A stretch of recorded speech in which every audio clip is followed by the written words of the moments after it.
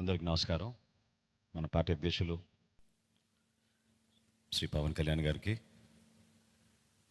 జనసేన శాసనసభ్యులుగా మీరందరూ కూడా ప్రజల పక్షాన్ని నిలబడి పార్టీ ప్రతినిధిగా ఎన్నికైనందుకు మిమ్మల్ని కూడా మొట్టమొదటి శాసనసభ పక్ష సమావేశానికి మనందరం కూడా ఇంత గర్వంగా మంగళగిరిలో మన పార్టీ కార్యాలయంలో ప్రెసిడెంట్ గారి ఆధ్వర్యంలో ఈ విధంగా చేసుకోవడం నిజంగానే పూర్వజనంలో మనం చేసుకున్న ఒక గొప్ప అదృష్టంగా మనం భావించి ప్రజలకి మరింత అంకిత భావంతో, నిండు మనసుతోటి, బాధ్యతతోటి మనందరం కూడా చేయాల్సిన అనేక కార్యక్రమాల గురించి, వీటన్నిటికన్నా పార్టీతోటి చేసే ప్రయాణంలో చిత్తశుద్ధి, నిబద్ధత మన పార్టీ అధ్యక్షులు గారికి అన్ని విధాలుగా ఎల్లప్పుడూ అండగా నిలబడే విధంగా మనందరం కూడా ఆంధ్ర ప్రజలు చూసి గర్వపడే విధంగా మనం కష్టపడి పనిచేయాలని మనస్ఫూర్తిగా నేను కోరుకుంటూ, ఈరోజు శాసనసభ పక్ష నేతగా మనందరం కూడా ఎంతో గర్వంగా మన పార్టీ అధ్యక్షులు శ్రీ పవన్ కళ్యాణ్ గారిని నాయకుడిగా ఎన్నుకోవడం కోసం ఈ సమావేశం ఏర్పాటు చేయడం జరిగింది. సో ఆ తీర్మానం ముందుగా నేను చదువుతాను. దాని తర్వాత మనందరం కూడా ప్రెసిడెంట్ గారిని అభినందించి అప్పుడు కొనసాగిద్దాం. తీర్మానం: ఆంధ్రప్రదేశ్ సభకు జనసేన తరఫున ఎన్నికైన మేము జూన్ 11, 2024 సమావేశమై శ్రీ కొనిదెల పవన్ కళ్యాణ్ గారిని గర్వంగా జనసేన పార్టీ శాసనసభ పక్ష నాయకునిగా ఏకగ్రీవంగా ఎన్నుకుంటున్నాం. మీరందరూ కూడా I think you should give a rousing.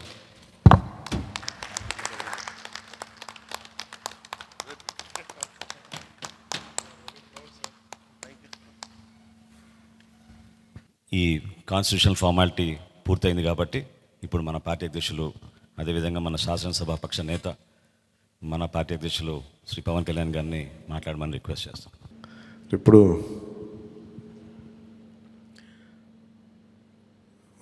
Party నేతగా మాట్లాడటం అలవాటు ప్రెసిడెంట్గా మన శాసనసభ పక్ష నాయకుడిగా మాట్లాడాలంటే కొత్తగా ఉంది. ఇప్పుడు గొడవలు పెట్టుకోవడం, మాట్లాడటం, సమస్యలు తీసుకురావడం. బట్ మీ అందరికీ అపూర్వమైన మెజారిటీలతోటి ఘన విజయం సాధించిన మీ అందరికీ, ప్రతి ఒక్కరికి పేరు పేరున నా హృదయపూర్వక అభినందనలు, ధన్యవాదాలు. ఈ సందర్భంలో I want to share few things. చాలా ఒంటరి ప్రయాణం చేశాం. జాతీయ స్థాయి నాయకులు కూడా ఢిల్లీలో వాళ్ళు అడుగుతుంది ఏంటంటే, నువ్వు ఎలా పార్టీ నడిపావు? పార్టీ నడపడం మాకు తెలుసు కదా, అధికారం ఒక గుర్తింపు ఉన్న జాతీయ స్థాయి పార్టీలో ఉండి అసలు అధికారం లేకపోతే ఎంత కష్టమో మాకు తెలుసు. అలాంటిది మీరు not even recognised party, just registered party, మీరు ఎలా సస్టైన్ చేశారు ఇంతకాలం? వాళ్ళకి నేను ఒకటే చెప్పాను, మేమంటే ప్రేమించే జన సైనికులు, వీర మహిళలు, జనసేన మద్దతుదారులు, వారి వల్ల మేము బలంగా నిలబడగలిగాం. ఒక తీర్మానం నా సైడ్ నుంచి ఏంటంటే, ఈ ఘన విజయానికి కారకులైన, అంటే దశాబ్దంగా అన్ని ఒడిదుడుకుల్ని ఎదుర్కొంటూ దెబ్బతింటూ క్షేత్రస్థాయిలో అన్ని రకాలుగా ఇబ్బందులు పడుతూ మనకి మద్దతు ఇచ్చిన జన సైనికులకి, వీర మహిళలకి, జనసేన నాయకులందరికీ కూడా వారికి నా మనస్ఫూర్తిగా నా అభినందనలు తెలియజేస్తూ ఉన్నాను. మీరు లేకపోతే ఈ రోజున ఈ విజయం ఉండేది కాదు. అలాగే ఈ విజయం అసలు మనం చేసిన పోరాటానికి ముగ్ధులై 2019లో తప్పు చేసాం, ఈసారి ఎట్టి పరిస్థితుల్లో మేము తప్పు చేయమని ప్రతి ఒక్కరూ ఒక 100 మందిలో కలిస్తే 100 మంది చెప్పేవాళ్ళు, ఒకళ్ళు కలిస్తే ఒకళ్ళు చెప్పేవాళ్ళు, ఏ మూలకెళ్ళి చెప్పేవాళ్ళు. ఈ రోజున మనందరికీ కూడా ఇంత భారీ మెజారిటీలు వచ్చినాయి అంటే మనల్ని నమ్మిన ప్రజలందరికీ హృదయపూర్వకంగా మన ఈ మీటింగ్ తరపు నుంచి నేను వారికి నా కృతజ్ఞతలు, అభినందనలు తెలియజేస్తున్నాను. మనకి వీ హ్యావ్ గ్రేట్ రెస్పాన్సిబిలిటీ. అంటే నేను మొన్నదాకా మాట్లాడుతున్నప్పుడు అదొక పొలిటికల్ రెటారిక్ అనిపించుకోవచ్చు, but I believed in that and I believe in it. అంటే we have to bring back accountability and politics. జవాబుదారీతనం తిరిగి రాజకీయాల్లోకి తీసుకురావాలి. గొడవ పెట్టుకునేటప్పుడు అంటే మనోహర్ గారు మేము చాలాసార్లు మాట్లాడుకున్నప్పుడు cooperation and confrontation is a part of democracy.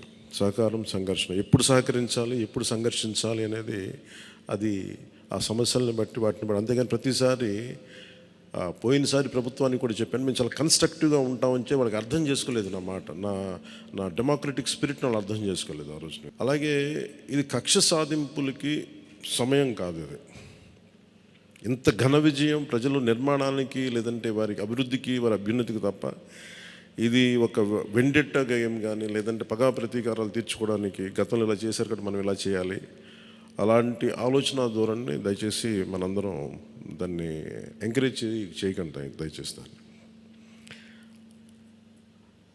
అలాగే చాలా చాలా క్షేత్రస్థాయిలో ప్రతి ఒక్కరూ అందుబాటులో ఉన్నారు నాతో సహా.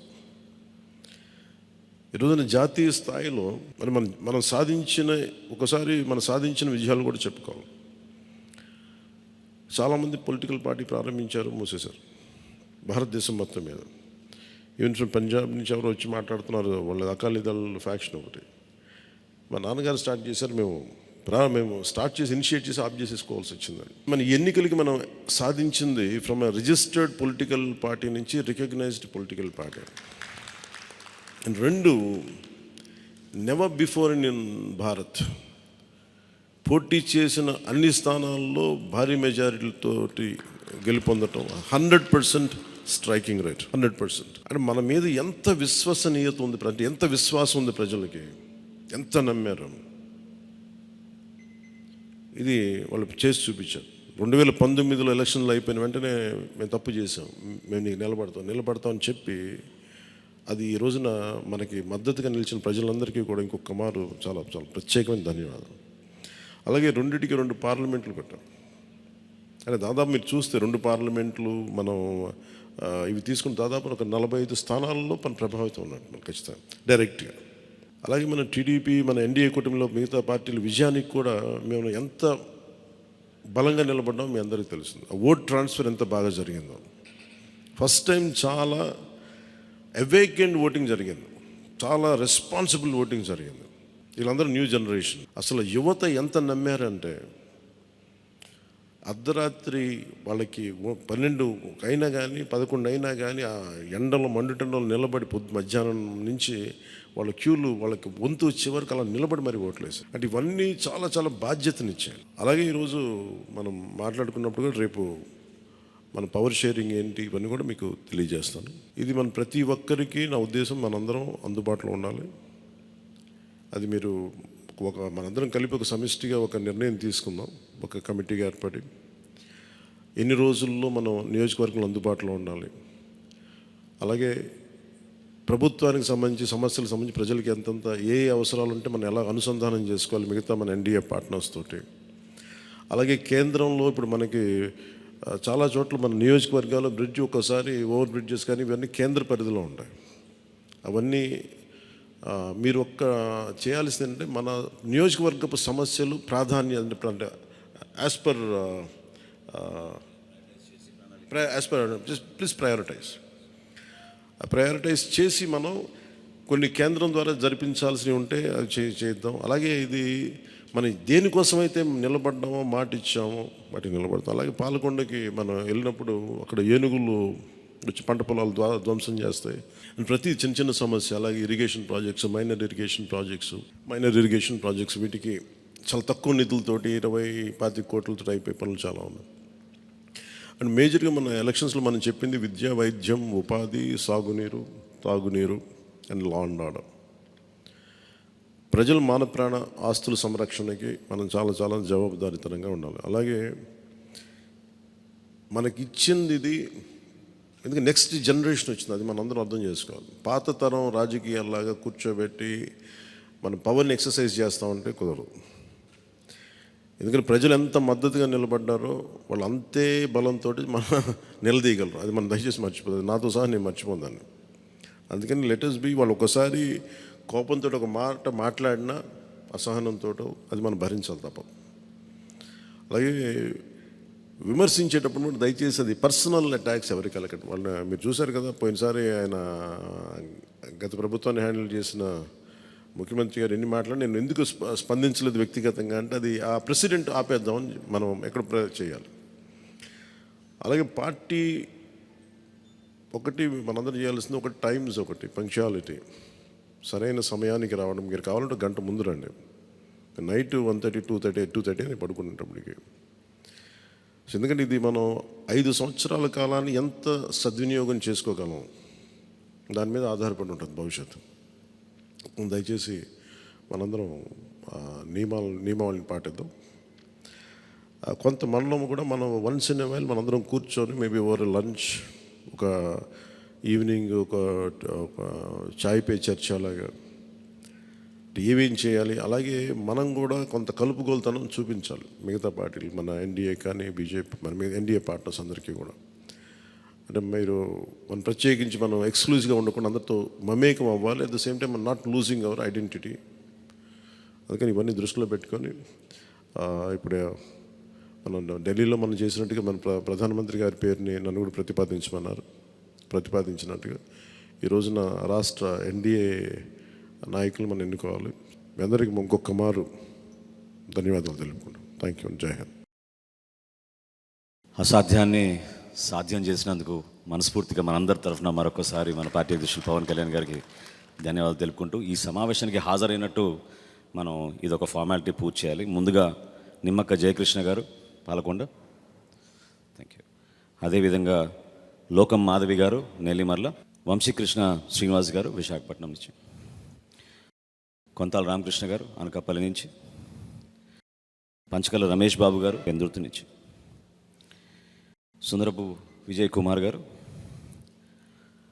నానాజీ గారు, వెంకటేశ్వరరావు గారు, దేవ వరప్రసాద్ గారు, శ్రీ గిడ్డి సత్యనారాయణ గారు, శ్రీ బత్తుల బలరామకృష్ణ గారు, శ్రీ కందుల దుర్గేష్ గారు, శ్రీ నాయకర్ గారు, శ్రీ రామాంజనేయులు గారు, శ్రీ బోల్సెట్ శ్రీను గారు, శ్రీ పచ్చమట్ల ధర్మరాజు గారు, శ్రీ బాలరాజు గారు, పెద్దలు బుద్ధప్రసాద్ గారు, శ్రీ ఆర్వ శ్రీధర్ గారు, ఆర్వ శ్రీనివాసులు గారు. సో మీరందరూ కూడా హాజరై సంతకాలు చేసి మన పార్టీ అధ్యక్షులు గారిని బలపరిచినందుకు మనస్ఫూర్తిగా మీకు ధన్యవాదాలు తెలుపుకుంటూ, ప్రెసిడెంట్ గారు అన్నట్టు మనం ఆ సమావేశానికి వెళ్ళాలి కాబట్టి ఈ సమావేశం ఇంతటితో ముగించుకుందాం. ముందు ప్రెసిడెంట్ గారికి సన్మానం చేద్దాం అందరం కలిసి.